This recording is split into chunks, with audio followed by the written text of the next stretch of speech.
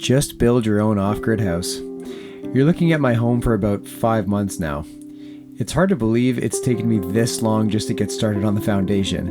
In this episode, I make some serious headway on the ICF Foundation, scribed to bedrock, and I do some exploration of the back 40, and I finally built a set of stairs for my shed. Things might be moving slow, but they're moving in the right direction. Since the winter of 2026, I've been living in my tent on 25 acres of wildland that I bought. I sold my place just before, and now I'm spending all my money on an off-grid house build. When it's done, there will be no mortgage and only a few bills to pay because I'll be on well water and solar power. I've done this once before though. This is my first log cabin you're seeing. I cut this thing right from the trees off the land. It was a simpler build, but I did it for the exact same reasons. Freedom and immersion in nature. It was home base for 5 years. Though I love the round and rustic logs in my first cabin, for my house, I'm using squared logs from a local mill. You see, I'm not a builder by trade. I'm a musician and an all-around regular dude, so for a house build, I'm not messing around. I'm going to build something I can actually handle and something I can hopefully get into before this winter. Of course, there will be a log cabin built deep in the property once the house is done. That'll be the next project, but for any dreamers out there looking for a way out of the system, take my videos as a blueprint for one way to get there. Because if I can make this happen, well, so can you.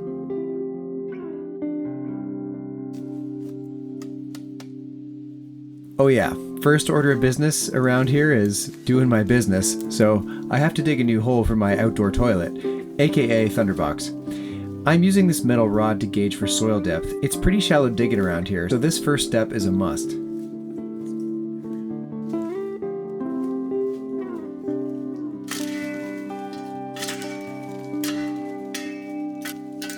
This spot was pretty tight. Good digging, but lots of branches around. I didn't feel like grabbing my axe, so I just smashed them all down with a shovel that was in my hand anyways. The multi-tool of the forest.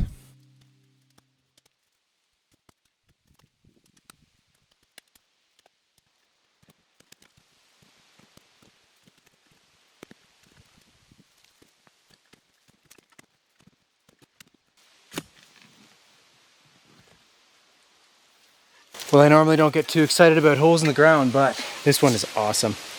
This shovel's got to be like 4 feet. Okay, well maybe it's not as deep as I thought. I'll take a little more out of there. The really nice thing about doing a Thunderbox as opposed to an outhouse, you don't need a very deep hole, a very big hole, and you could just easily move the Thunderbox when you need to.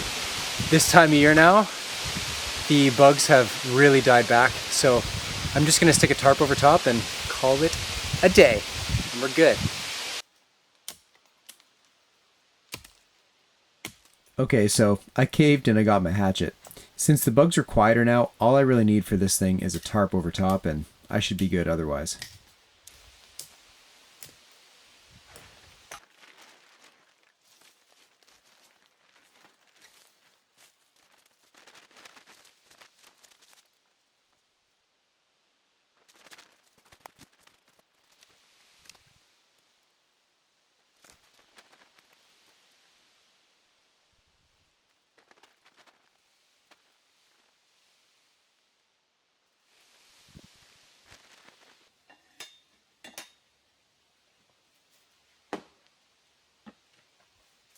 Just a fun educational note on Thunderboxology, the way of the Thunderbox.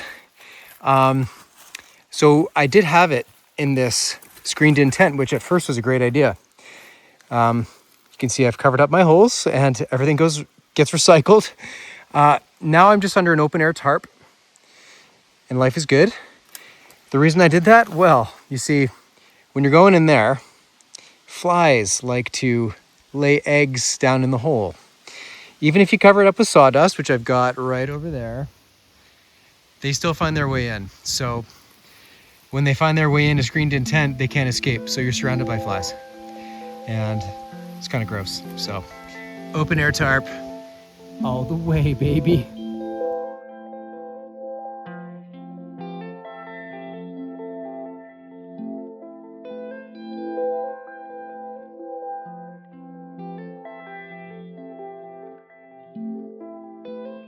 So folks, as you know, this build I'm doing is quite power hungry. I'm not using a generator at all now. It's amazing. It's amazing how far we've come from the gas powered generators, the loud, annoying, dirty things that they are, heavy things that they are. It has all been replaced now with portable power stations, and I want to give you a tour of my BLUETTI power station, which is powering this entire thing. It's charging my batteries, it's running my tools in real time that are corded, and it's running my whole life now. It's like I have hydro. So welcome to the House of Blues. We are going to go see Blue Edward the Great, aka my BLUETTI power station. And as you can see, I got my wires all plugged in. I'll talk about that in a second. But what we've got here is an expansion battery at the bottom, which is 5,000 plus watt hours, which is huge, just a giant battery. And then we've got up here the main Apex 300 unit itself, which is also a huge number of almost 3,000 watt hours on its own. But the two together with the trolley, because they're very heavy, are like 8,000 watt hours, something like that. I haven't even done the math, but I just know I have loads of power in here.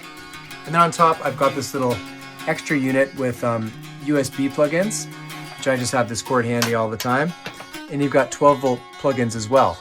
So it's just like, you know, for your smaller things. It tells me how much power I have, which is 56%.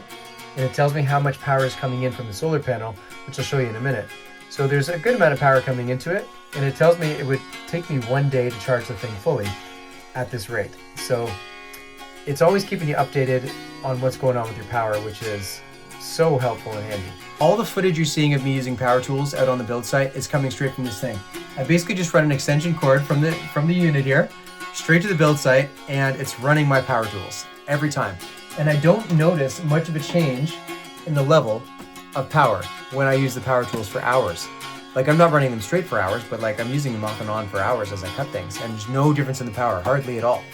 I always have my drill batteries and my power tool batteries charging up here as well. And I've also ran a line into my tent so I can run things like my fan. I can charge my laptop. I can do all that stuff. So I have my daily living running off this thing as well. This thing is literally the power hub to my entire existence out here. So this is the rotary drill. I'm literally drilling straight into the rock with this thing.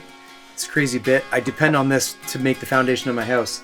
So if I plug it in here, you'll see exactly what it does. It turns on and it works.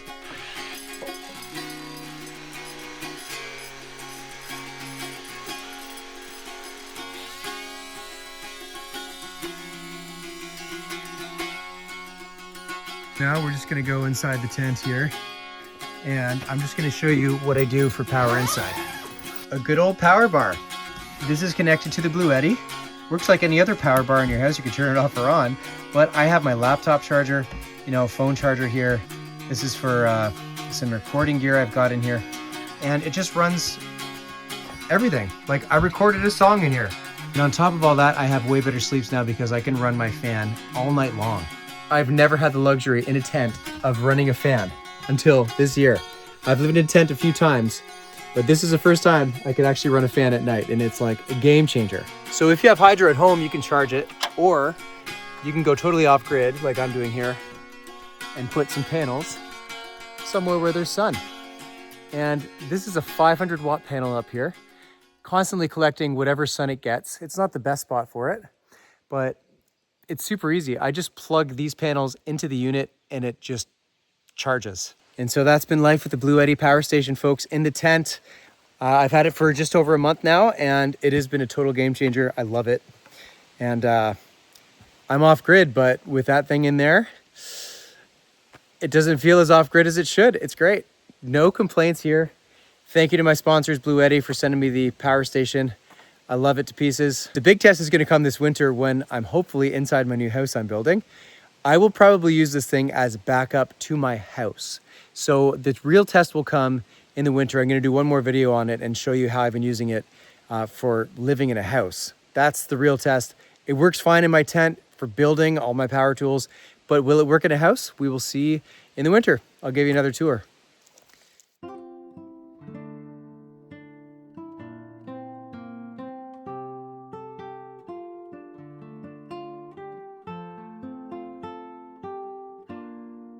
All right, so time to get at this foundation. It's a tricky one. Every one of the ICF blocks I have has to be cut and fit to the bedrock. It's definitely tedious work. And as usual, I went way overkill on my scribes. It doesn't have to be as exact as I made them in these first few days at it.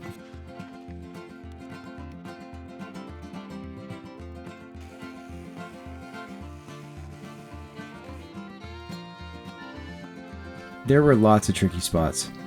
The good news is though, as messy as this stuff is to work with, it's at least super lightweight. Zip ties hold them tight as you go, and it's nice and simple otherwise.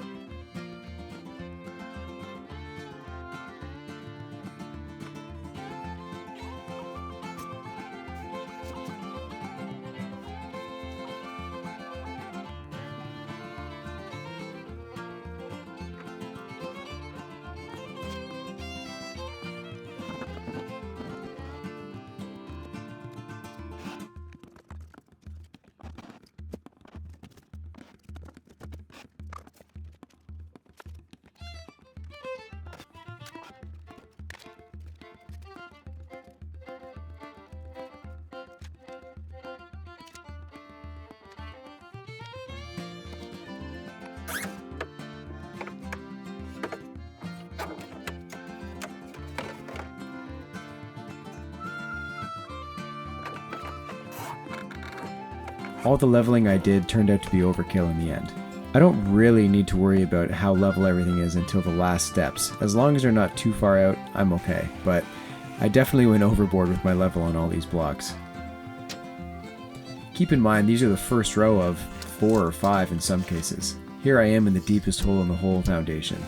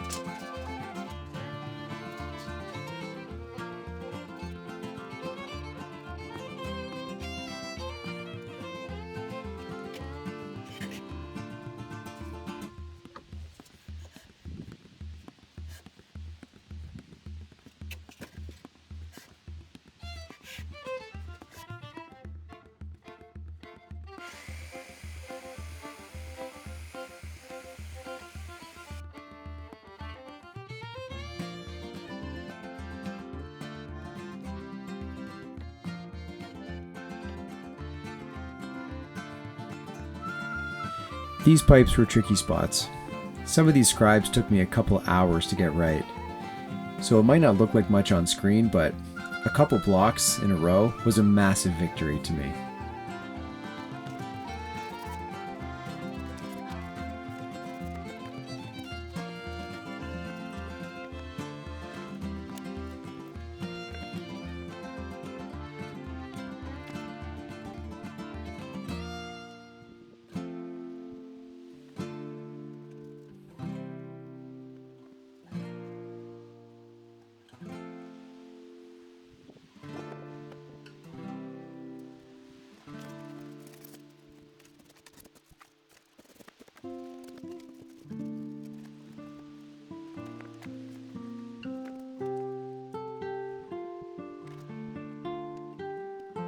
I think the hardest part of this whole thing is over. This is good news. The hardest part is over. It's gonna get easier up here. Oh, thank God. It is rather early, folks. Rather early out here, and mice have been tearing my car apart.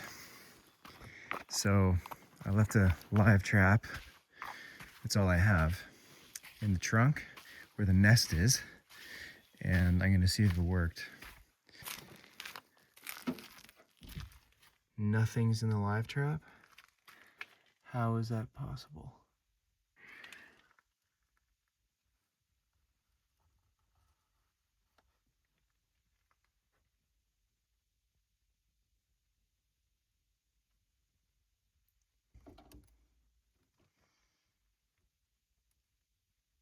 It's funny because most of the time people are like, what about bears? Bears, bears, bears.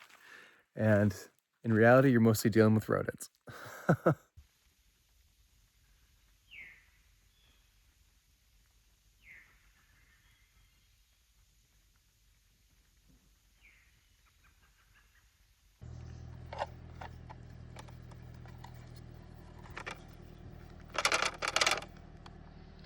Well, sorry to do that to the others too. Here. Just little babes. Oh man. Good luck to you two. Hope you figure it out. You can't be in my car.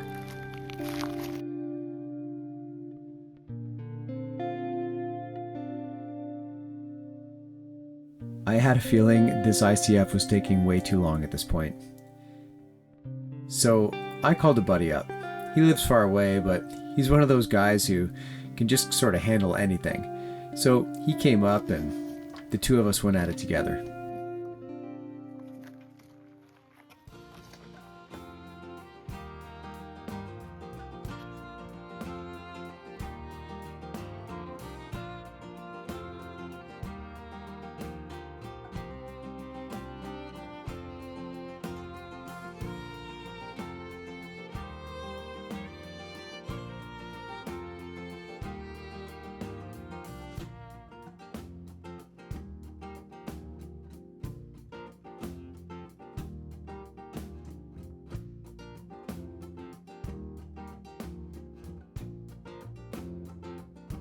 Well, and as you can see, we made some serious progress. And yes, it turns out I was going way overboard on my scribing the whole time. Gaps at the bottom of these blocks are allowed, just as long as you spray foam them later. So as soon as I stopped being so picky, the magic happened, and we basically scribed the entire bottom row. This was a massive step in the right direction.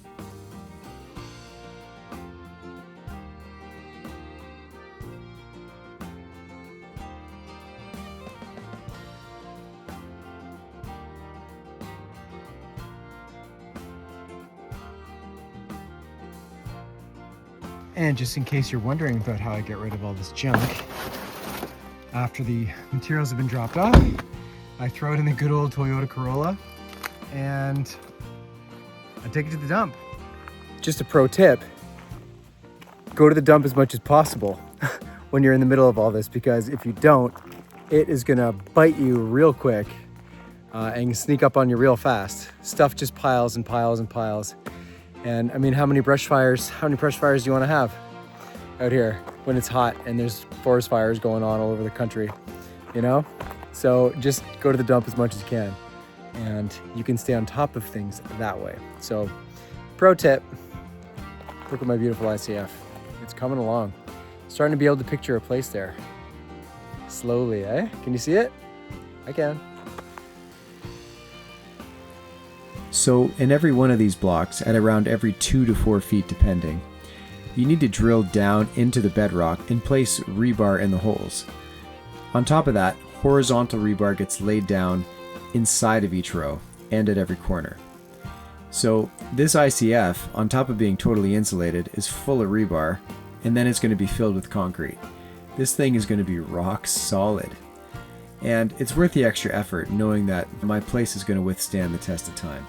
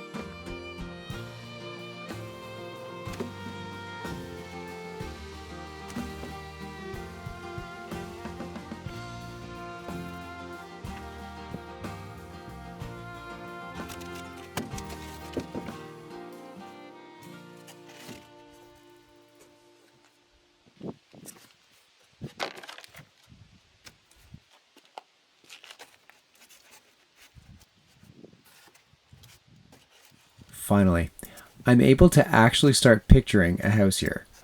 And since I changed my method of scribing, this very elaborate fence I made is also no longer needed. And for now, this is as far as I can get.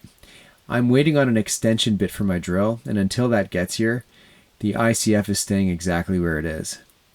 But it's good to see some progress has been made, and it's helping me visualize what's to come. So since I'm stuck waiting on a part, I thought I'd take a couple hours to go do a hike back to the river. I haven't seen a moose around for a while. Maybe they're hiding back there by the water. I decided to make a hike back there with my drone and find out. So before we go way back there into the woods, I'm always thinking about bears and how to just walk through there and how do I deal with it all, and my clothing, my lovely clothing here, my sweaty dirty hat, all the way down to my hiking boots and the stuff in my hands has to do with what I might encounter back there. So let's just do a review. Hatchet is for branches because I don't have a set trail back there yet. I just smash along the way, just the dead branches to get them out of the way. No harm done.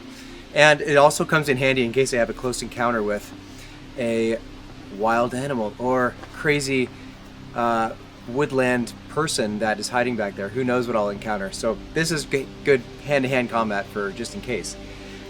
This is my version of bear spray.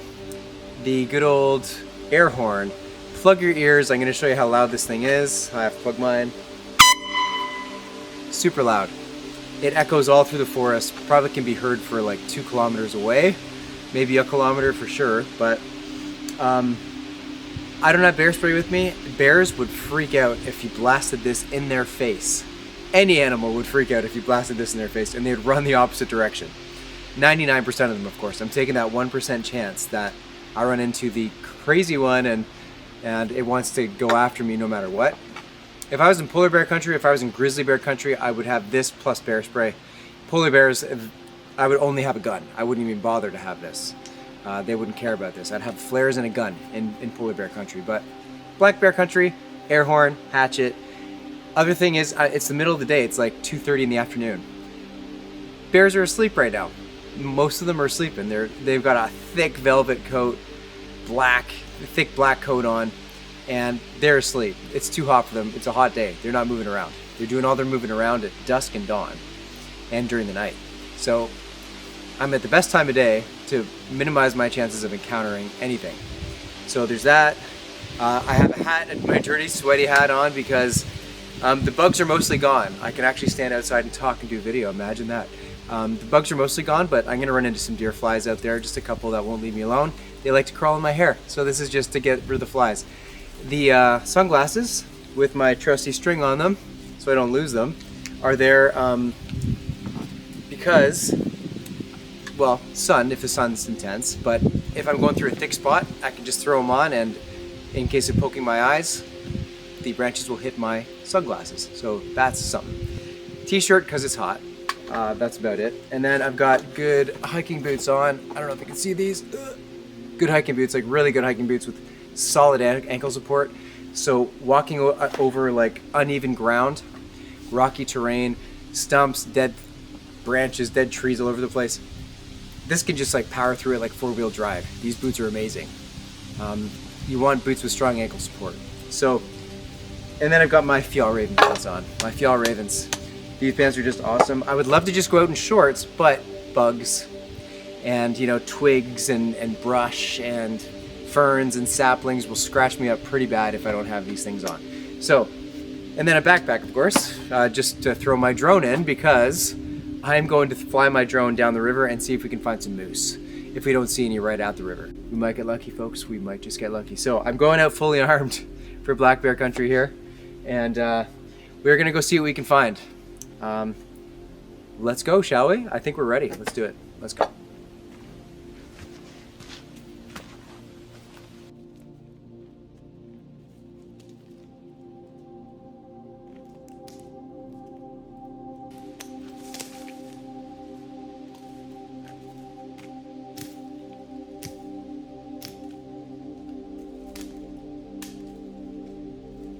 I was wondering when wintergreen was going to show up. You look for this simple, waxy leaf, and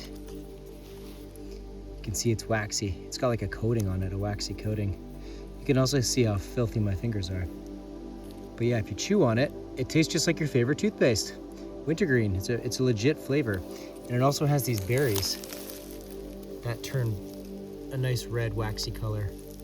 And they usually last into the winter if they're missed. And I'm gonna chew on it now.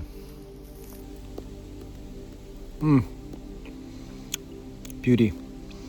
You know, some hunters actually chew on it to camouflage their breath too when they're bow hunting. It's good. The berries are even better than the leaf. You can make a tea out of the leaf as well. Just chewing on it though is just a nice flavor, to be honest. Really nice flavor.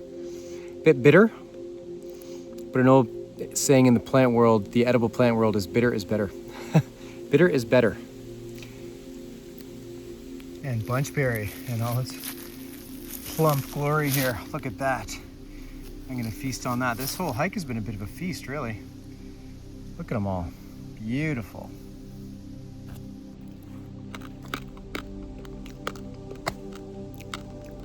Does the trick. Does the trick, baby.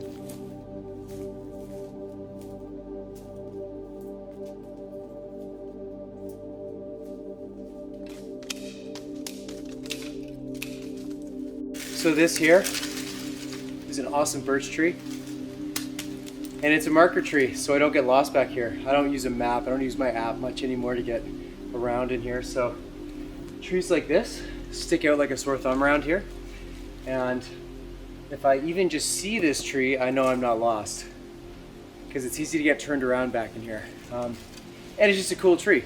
Also, worst of a worst case scenario, it's a survival tree. Because look at all this awesome birch bark on here for firewood, or for fire starter, I should say. So, good tree all around. Marker tree, survival tree. Bear scat? Wolf scat? Hard to say. It's a good size. The shape overall looks like bear. Either way, this could be a neat spot because it's right beside a huge tree, and it sticks out in the landscape like a sore thumb around here, this huge tree. So I'm thinking it's sort of a marker post for whatever made that. Another good spot to put the trail cam potentially. And another cool sighting here. That is a den. Look at that. I don't think it's being used. It looks like a lot of leaves in there. Looks like time has taken its toll on it. But that is probably a fox den. Almost always faces south on a slope, and that's exactly what this is. Slope, and it's facing south.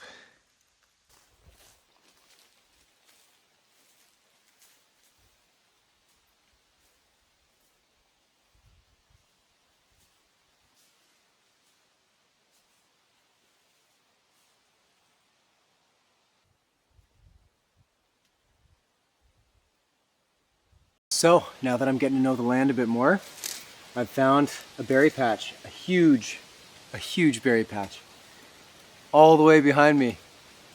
I'm just sort of sitting in a sea of berries. They look like raspberries. They are raspberries, but I'm also seeing the black ones in here, which are just simply called black raspberries around here. Super good. There's some that are actually ripening, not totally ripe yet. Very tasty. Yeah, lots of berries.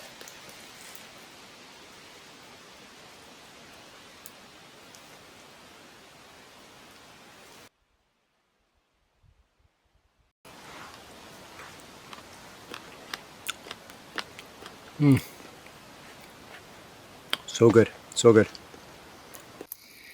If you remember back in the videos, this young moose died in the spring, and there's still meat left on the bones when I was first coming back here looking at it. And now it's completely picked clean.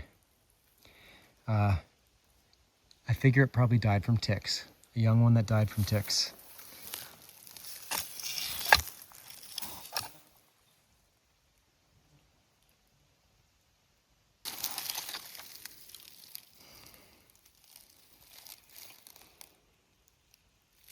I like the concept that the final track an animal makes is right there, the skull.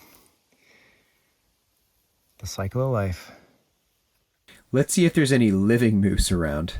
There are all these hidden channels and wetlands to fly over back here to explore, so I flew the drone around where I couldn't actually see or get to myself.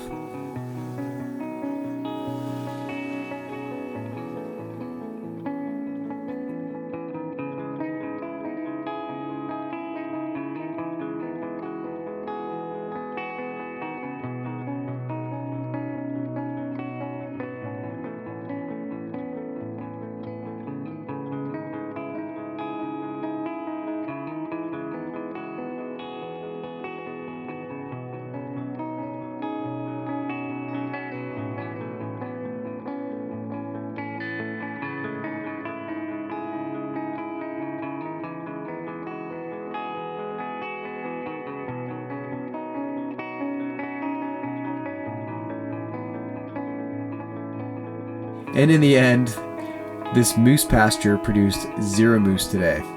But I'll keep trying. And it was great to see the land in its full summer bloom.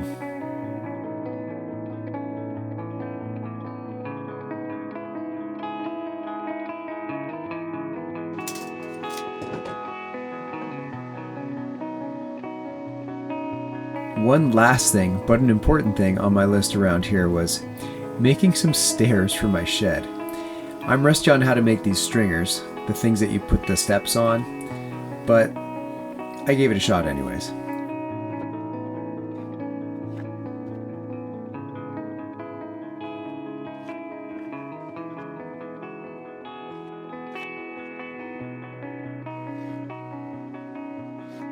So for all the experienced eyes out there, you'll see me make a few wrong turns here, but eventually though, I corrected course and came around to the whole thing.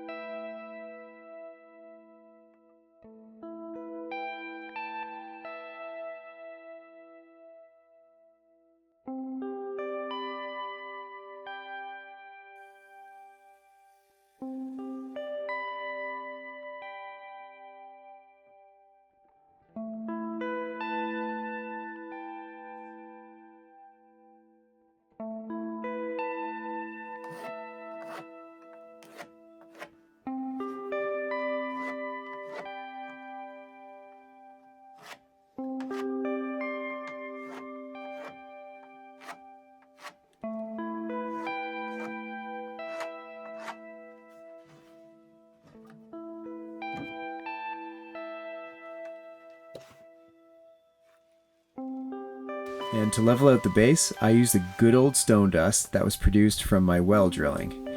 It's come in handy for the shed foundation as well, and it seems like solid enough stuff to me.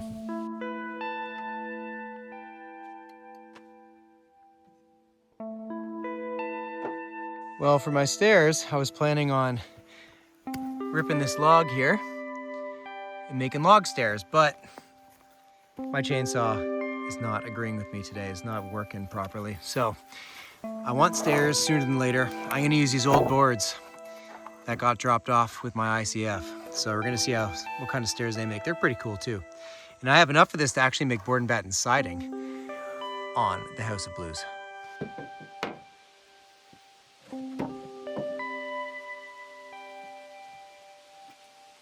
Whoops, and another mistake to fix. You need to remember that when you're doing stairs, the floor above actually counts as a step as well. Forgot about that part.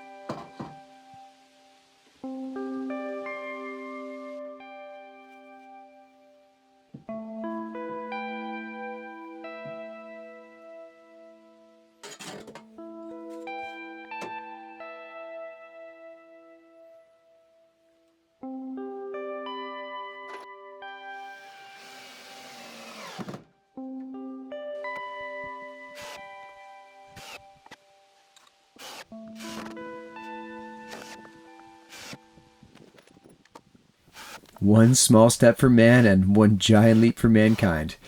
This was a little milestone for me out here. A nice level set of stairs, and I actually spend quite a bit of time in this shed now. I changed plans, I banged my head against the wall a few times, but in the end, I was able to walk on my own little set of stairs, and it felt great.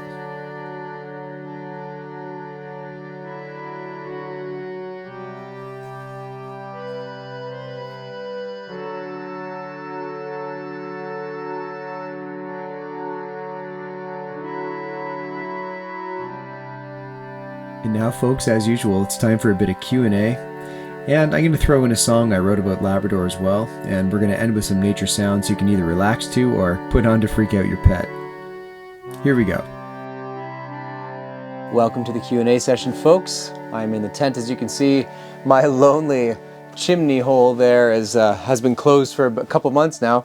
And it's always funny to see it on the camera afterwards. I'm like, oh, that doesn't look very good, but it is what it is. I'm in a tent. Anyways, I've put all of your questions on my birch scroll here and your comments, and I'm going to read them off. I'm going to put my favorite question at the end. I'm actually writing them all down, and I'm going to put them in my house when it's finished on a wall, and you will live there forever. And my least favorite comment is going on the Thunderbox as always, but again, there was not really a nasty one to throw on there. It has to be a truly nasty one from a clueless troll. And you can't be in on the joke, otherwise it doesn't go in the Thunderbox. I am sorry. I did not make the rules. The Thunderbox has made the rules, okay? It's not me, it's the Thunderbox. So anyways, there's 4 comments on there though, for the record. Anywho, folks, let's get right into it. And also, I'm going to be playing you a song after. I avoid playing songs on YouTube because I always get copyright trouble happening. But I'm going to play you a song that I wrote about Labrador. And Labrador is the eastern coast of Canada, the wild eastern coast of Canada. And I'm putting out an album about Labrador this year, hopefully. Lots going on this year. So stick around if you're interested in that as well. Okay, let's dive right in. Ramblin' Retiree, hey, you sound familiar, says, your journey has become mine. Thank you for the authenticity, struggles, and wins. I mentioned before that watching you has inspired me to create and steward land in northern Minnesota, I believe it is, or Michigan. My own journey begins in September. Yes, that's soon. Good luck to you, my friend. Thank you for the push start. Just go do it. What else are we going to do, eh? Yeah, awesome. I look forward to your updates. Julie0901U says, great vids. Would BLUETTI run a small bar fridge so your fruit, veg, eggs last longer, plus bonus cold drinks on hot summer days? And she also says, I get people say getting a dog, but yes, nature will not come to you with a dog. And if you need to go off and play your music for a week or two, then you have to deal with the dog. I always enjoy watching the progress. Thanks, Julie. I've been wondering about that actually. Now that the BLUETTI is rocking over there, I love that thing. It is powerful. It has a lot of storage. I could probably run a bar fridge off of that, or like a cooler, a 12-volt cooler. So I've been thinking about that a lot. You're onto something. We're onto something. And yet the dog comment never gets old. I'm still staying away from the dog. Just today, actually, I didn't get it on camera, but this snowshoe hare came running through the property, and it kind of stopped and looked at me, and I'm looking at it. It's like, hey, buddy, what's up? And then it ran away again, and I didn't think anything of it. But then, on its tail, I saw a fisher, a predator, like of the weasel family, on its trail. So this rabbit was getting hunted right through the property. And you know, I don't see that all the time, but when I do see it, it makes me realize if I'm so lucky to see that once in a while than have a dog all the time and not see anything like that. You know, your chances are just lower if you have a dog. So I battle with this one. If it's a beautiful, good dog, then maybe I'll do it. But otherwise, I like seeing stuff like that a lot more, to be honest. Dogs are cool. You get my point. All right, moving on. Dominic JS says, you're a great inspiration to just enjoy life. Thank you, Adam. Love from Germany. Eiswiedersehen. I think that's how you say hello in German. Thank you very much. Dankeschön from Germany. Thank you. L. Rain. There are many comments like this. James, Wild Homestead, best mashup. This will be fun. Yeah. James and I have met through this world. And yeah, like I said, a few years back, he started picking my brain about doing the cabin stuff. And I helped him along the way. And here we are. So I'm building and he's working away. And it'd be nice to get up and see him as soon as possible. the trick is getting the right time. He happened to be in my neck of the woods, literally neck of the woods, and he came by. And to go see him, I have to make a bit of a trip out of my way. So yeah, blah, blah, blah. I want to go see James. So we're working on that. We're working on that for sure. For sure. Mama628 says, oh, I like this question. Any advice for people on a very limited budget to be able to do something like this? Love the videos. Okay. I think it says Mama T628. I didn't write it down properly on my birch scroll. If you're on a limited budget, you just scale everything down. So you buy smaller land, a smaller amount of land, even farther away from the city, and you start even smaller and more basic than I am building right now. And you take the bush life options. So for example, let's dial it all back. I have 25 acres. Get an acre, 2 acres, plenty of land. That's all you need. And if you're not really happy there, then you can sell it, and then put more money into your next one. But you don't need a lot of land. I have 25, that's plenty. You don't really need that much at all. So less land, even farther away from city centers or in areas that are just poorer, not much going on there economically. Land is cheaper in those spots. You don't need a drilled well. You can do a dug well. You can do rainwater. These are DIY options you can play with. A drilled well is like guaranteed cold, beautiful water. And, I waited a long time, saved a long time to get a drilled well, and I got that in. But I had rainwater and a dug well for years at my last place. So, it was cheaper. I didn't have to go through the whole thing of a drilled well. Instead of a septic, use a compost toilet. And in my last cabin, I got a gray water pit installed, which only cost me $5,000. That was a little while ago now, but $5,000. The septic was a lot more than that. So my gray water pit handled all my water from my sink, in the cabin. So what's another way you could do it? I think of one more way here. Well, use the logs on your property. Use the trees on your land instead of buying the logs. Like I'm buying the logs. I'm buying, the wood this time. The first time I built a smaller place, I just cut the trees right there. And that's free if you have the trees. If you have a couple acres of trees, you got it. If they're the right kinds of trees, a bunch of conifer trees, you're good to go. I love the idea. I still, that's where my heart is. But in this sense, because it's a house, it's a bigger scale thing.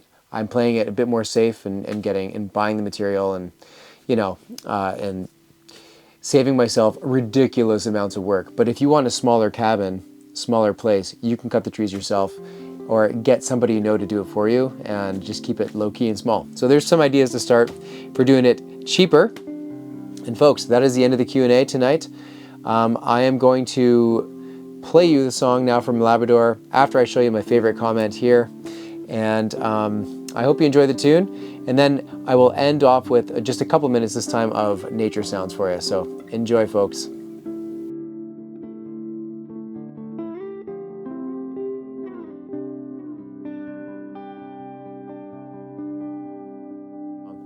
This song is called Pioneer Doctor. There's a fellow named Tony Patton in Labrador's history, and I happen to know his sons, who I both worked with on the ship that I could do expeditions on along the Labrador coast. And the father was a pioneer doctor. He would travel the crazy wild coast of Labrador by dog sled and service communities that were ridden with tuberculosis at the time. This is after World War I, I think. And this was before planes, before snowmobiles. You had to get around. You used either a ship in the summertime or dog sled in the winter to service a vast, vast area and to save lives, basically. And that's what this guy did, Tony Patton. And I read his book called Pioneer Doctor, and I was inspired by a specific chapter of the book called it's like my diary of dog sledding. And it just was his diary of day-to-day dog sledding on this crazy trip, 1,100 miles on dog sled. And what they did was, him and usually an Inuit guide, and they would stay at cabins, they would stay at people's houses, they would make a camp just like I'm in, a tent. They'd cut the poles and make a tent like this at night, did whatever they could, wherever they could stay. And they would just move to the next place and set up clinics and give tuberculosis shots, and basically saved a lot of lives in the process, if not an entire population from disease, which was a very bad one at the time. So this one's called Pioneer Doctor, and it is for the unsung hero of Labrador, Tony Padden. I hope you enjoy, folks.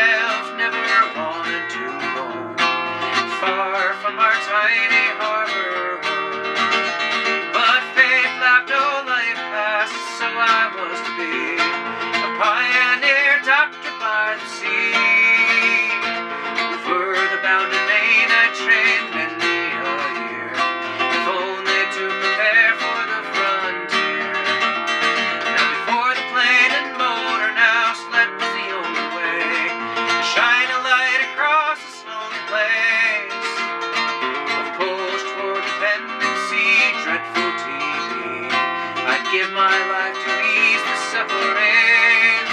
Oh, rough ice and snowy skies, husky howls, northern lights, tilt to town, a low goodbye, blaze and trail and shining eye.